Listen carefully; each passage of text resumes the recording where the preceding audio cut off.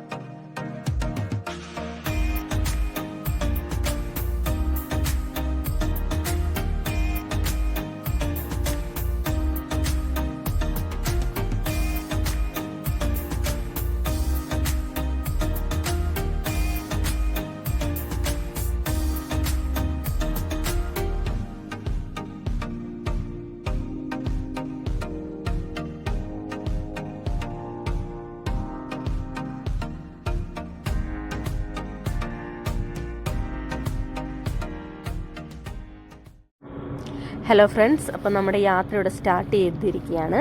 അപ്പോൾ നമ്മൾ നമ്മുടെ വീടിനടുത്തുള്ള ഗീവർഗീസ് പുണ്യാളനോടും ചോറ്റാനിക്കരമ്മയോടും ചെന്ന് കാര്യങ്ങളൊക്കെ പറഞ്ഞിട്ടുണ്ട്. നമ്മൾ ആദ്യം നമ്മുടെ ലക്ഷ്യസ്ഥാനം എന്ന് പറയുന്നത് സേലമാണ്. അപ്പോൾ നമ്മൾ ലേറ്റായിട്ടാണ് ഇറങ്ങിയത്, അതുകൊണ്ട് സേലം എത്തുമോയെന്നറിയില്ല. കോയമ്പത്തൂർ വഴി സേലം ആണ് നമ്മൾ പോണത്. സേലം എത്തിയാലും ഇല്ലെങ്കിലും നമ്മളധികം നൈറ്റ് ആവാതെ അതിന് മുന്നേ തന്നെ നമുക്ക് സ്റ്റേ ചെയ്യാനായിട്ടൊരു സ്ഥലം കണ്ടുപിടിക്കണം.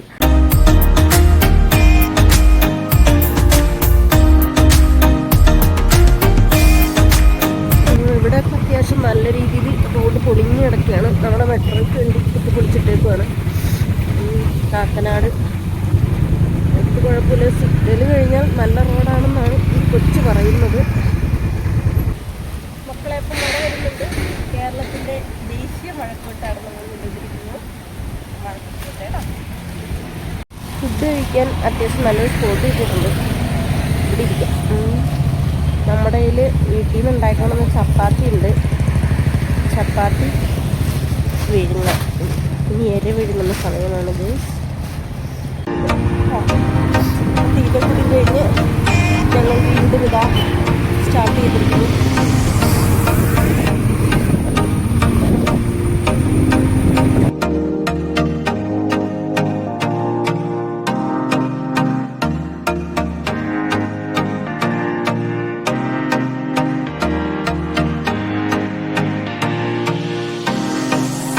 ഇത് കൊച്ചിൻ്റെ ഒത്തിരി നാളത്തെ ഒരു വലിയ ഡ്രീമാണ് ഈ ലഡാക്ക് ട്രിപ്പ് എന്ന് പറയുന്നത്.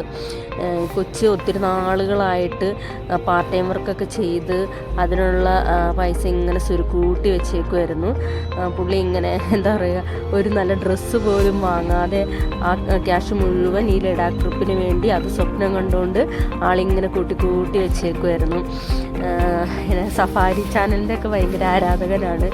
ഈ സന്തോഷ് ജോർജുകൾ അങ്ങനെ കണ്ടാണ് ഈ ആൾക്ക് ഇങ്ങനെ ട്രിപ്പ് പോകണം, അവിടെ പോകണം, ഇവിടെ പോകണം, ഇങ്ങനെ ഭയങ്കര ആഗ്രഹങ്ങളാണ്.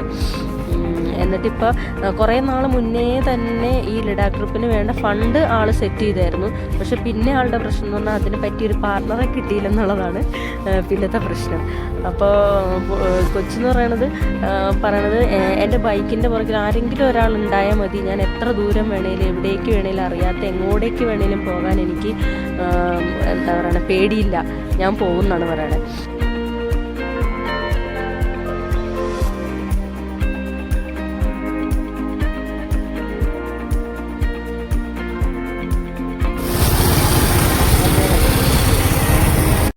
ഞങ്ങൾ പോകണ വഴിക്കാണെങ്കിൽ ഒത്തിരി പേര് ഹോണടിച്ചും അതുപോലെ കൈബൊക്കെ കാണിച്ചും തമസപ്പ് വന്നൊക്കെ ഞങ്ങളെ ഭയങ്കരമായിട്ട് വിഷ് ചെയ്താണ് വിട്ടത്. അപ്പോഴാണ് മനസ്സിലായത് എല്ലാവർക്കും യാത്രകളോടുള്ളൊരിഷ്ടം, യാത്ര ചെയ്യുന്നവരോടുള്ളൊരിഷ്ടം. അതൊക്കെ അടിപൊളിയായിരുന്നു. അത് നമ്മുടെ നാട്ടുകാരെന്നല്ല, തമിഴ് സംസാരിക്കുന്നവരൊക്കെ നമ്മുടെ അടുത്ത് നിർത്തിയിട്ട് നിങ്ങൾ എങ്ങോട്ടാണ് പോകുന്നത്, എത്ര ദിവസത്തെ ട്രിപ്പാണ്, ഹാപ്പി ജേർണി ഒക്കെ പറഞ്ഞ് അവർ ഭയങ്കര സന്തോഷമായിട്ടാണ് ഞങ്ങളെ യാത്രയാക്കിയത്. ഇപ്പം നമ്മൾ നമ്മുടെ ട്രിപ്പിനെ കുറിച്ച് പറയുകയാണെങ്കിൽ ഒരു 33 ദിവസത്തെ ട്രിപ്പാണ് നമ്മൾ ഉദ്ദേശിക്കുന്നത്. ഇവിടുന്ന് തമിഴ്നാട്, കർണാടക, മഹാരാഷ്ട്ര, ഗുജറാത്ത്, രാജസ്ഥാൻ, പഞ്ചാബ്, ജമ്മു, തിരിച്ച് മണാലി വഴി ഡൽഹി, ആഗ്ര. അങ്ങനെ ആഗ്രയിൽ നമ്മൾ നമ്മുടെ യാത്ര സ്റ്റോപ്പ് ചെയ്യും. അവിടുന്ന് നമ്മൾ നമ്മുടെ ബൈക്ക് പാഴ്സൽ ചെയ്യുകയാണ് ചെയ്യണത്. എന്നിട്ട് റിട്ടേൺ നമ്മൾ ട്രെയിനാണ് പോകുന്നത്.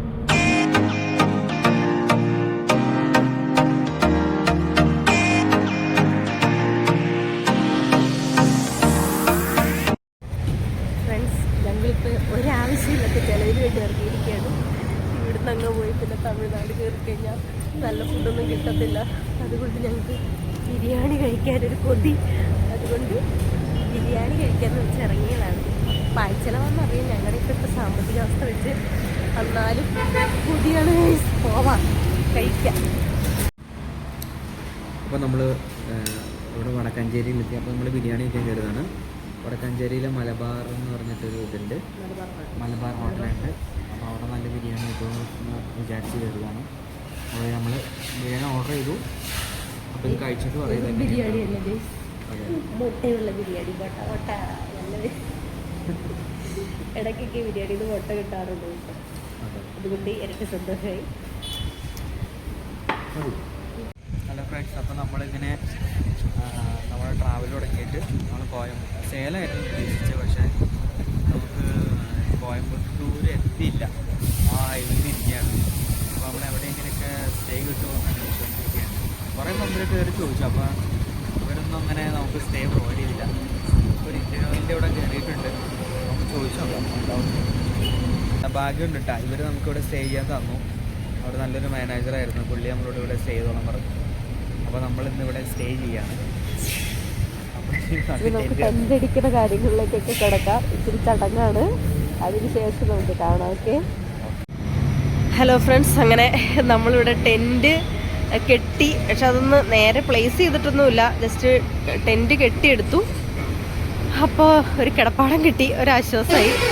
ഇനി അത് നേരേക്കൊന്ന് സെറ്റ് ചെയ്ത് വെക്കണം. എന്നിട്ട് നമുക്ക് ഇച്ചിരി നേരം വിശ്രമിക്കണം. ഓക്കെ. നമ്മളിവിടെ ടെൻ്റ് അടിച്ചു.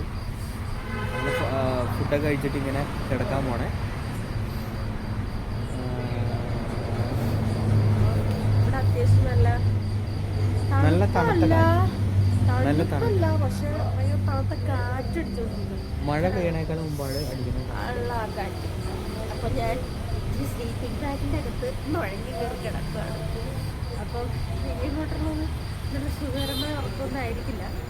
അപ്പം നമ്മളവർക്ക് മനസ്സിലിങ്ങനെ എക്സെപ്റ്റ് ചെയ്തുകൊണ്ട് ഉള്ള സ്ഥലത്ത് ചുരുണ്ടൂടി കിടക്കണ്ടേ. എന്നാൽ ഗുഡ് നൈറ്റ് അല്ലേ? Good night.